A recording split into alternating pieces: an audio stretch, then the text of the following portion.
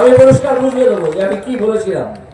যে কথা ছিল স্কুলের চাকরি বিক্রির পরিপ্রেক্ষিতে এই দাম, না হলে মমতা ব্যানার্জির দাম আমিও 200 টাকাই বলতাম। ফের বিতর্ক বাড়ালেন প্রাক্তন বিচারপতি। ময়নায় একটি জনসভায় তার বক্তব্য ফের বাড়ালো বিতর্ক। অভিজিৎ বললেন, এই মমতা ব্যানার্জি কি করেছিল জানেন? সন্দেশখালি নিয়ে একটি ভুয়ো ভিডিও ছড়িয়েছে। মমতা ব্যানার্জি বলেছেন, এই আন্দোলনের মুখ রেখা পাত্র, একে 2000 টাকা দিলে এর বক্তব্য কিনে ফেলা যায়। তখন আমি প্রশ্ন তুললাম, তাহলে মমতা ব্যানার্জি তোমার রেট কত? তুমি 5 লক্ষ 10 লক্ষ টাকায় চাকরি বিক্রি করে দিয়েছ। এই রেট আমি শুনতে চাইছি চাকরি বিক্রির পরিপ্রেক্ষিতে। এই জন্যই আমার বিরুদ্ধে নির্বাচন কমিশনে নালিশ হয়েছে। এর উত্তর আমি রাতে বাড়িতে গিয়ে দেব। এবার এই মুখ্যমন্ত্রী কি করেছে জানেন? এই মমতা ব্যানার্জি সন্দেশখালী প্রসঙ্গে, সন্দেশখালী ঘটনা আপনারা সবাই জানেন।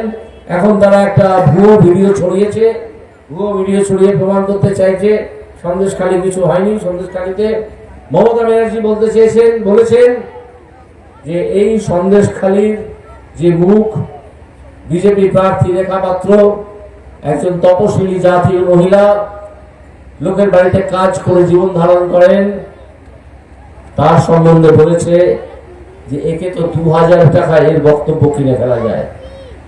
এই নাকি প্রথমে যা বলেছিল সেটা 2000 টাকা পেয়ে বলেছিল, এটা তার সত্যি কথা নয়।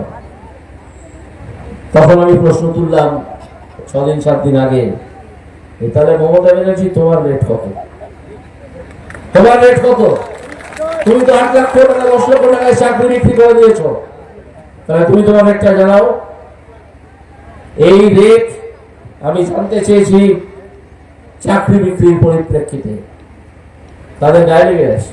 কারণ হিসেবে আমি বলেছিলাম যে তুমি তোমার রেট 8 লক্ষ টাকা কেন না, তুমি কেয়া শেঠ নামে একজন মেকআপ আর্টিস্ট আছেন, খুব বিখ্যাত কলকাতা শহরে, দেখবেন খবরে কাগজে বিজ্ঞাপন দেয়। কেয়া শেঠের কাছে মুখে রং মেখে, পাউডার মেখে, পুলিশ মেখে সবাই বক্তৃতা দিতে আসো। রেখা পাত্র বেচারি পরের বাড়িতে কাজ করে, সব কিছু পারে না, সেই জন্য তার দাম 2000 টাকা, তোমার দাম 8 লক্ষ টাকা। সেই জন্য সব ইলেকশন কমিশনে তারা আমার নামে নালিশ করেছে। ইলেকশন কমিশন আমাকে সহজ করেছে। আমি সেই সহজের উত্তর আজকে রাত্রিতে বাড়িতে ফিরে গিয়ে লিখব। আমি পরিষ্কার বুঝিয়ে দেবো যে আমি কি বলেছিলাম। যে কথা ছিল স্কুলের চাকরি বিক্রির পরিপ্রেক্ষিতে এই দাম, না হলে মমতা ব্যানার্জির দাম আমিও 200 টাকাই বলতাম।